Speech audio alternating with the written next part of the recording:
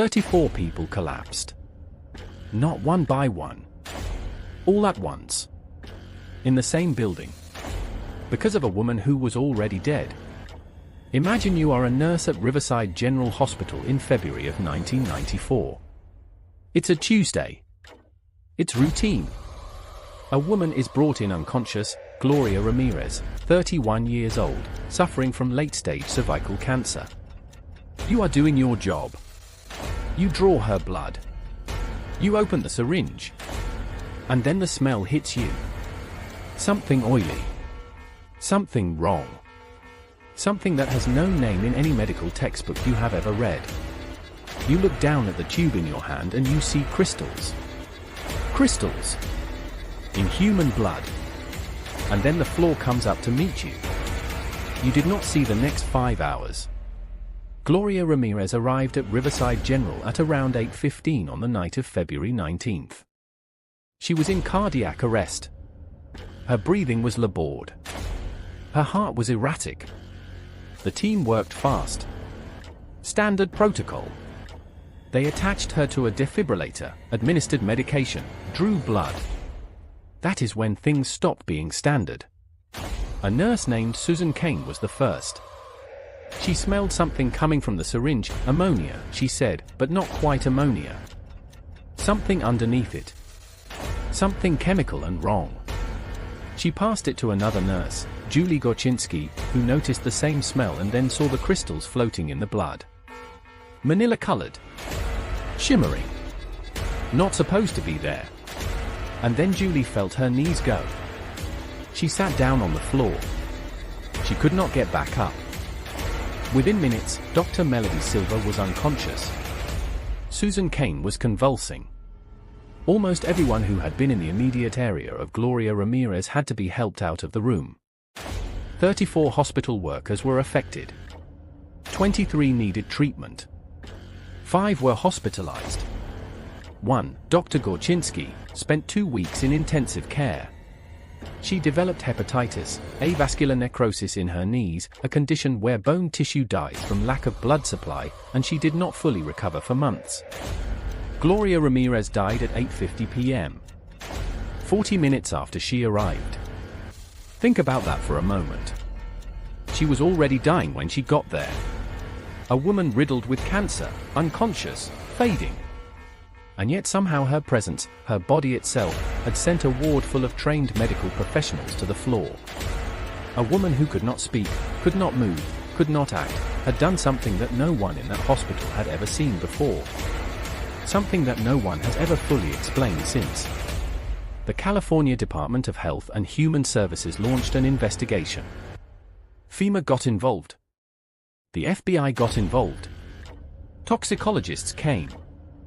Scientists came. People with credentials that fill entire walls came. They all looked at the same evidence. They all walked away with different answers. The most widely accepted theory was dimethyl sulfoxide. DMSO.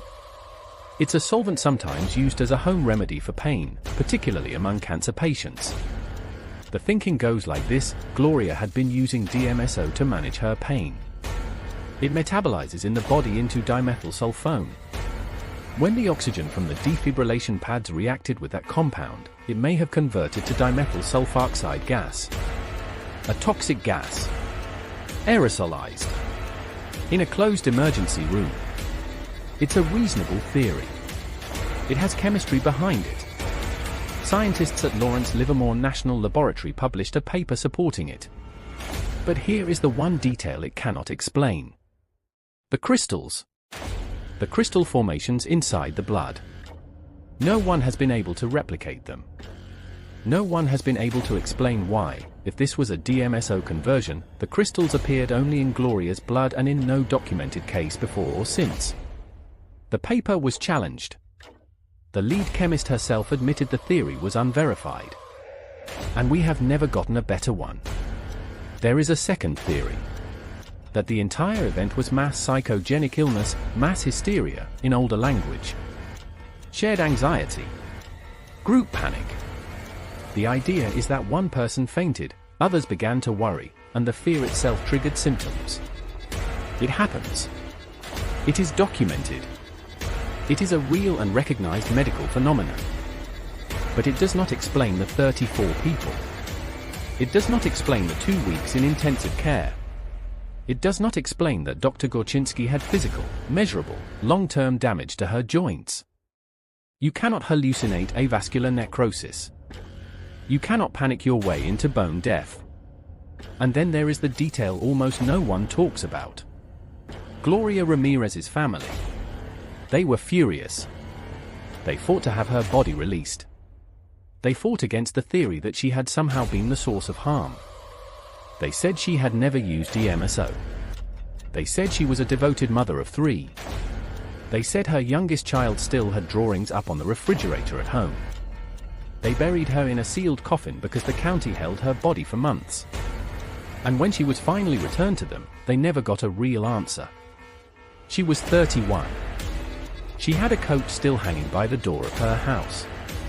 She had children who needed her. She did not get to be more than a case study.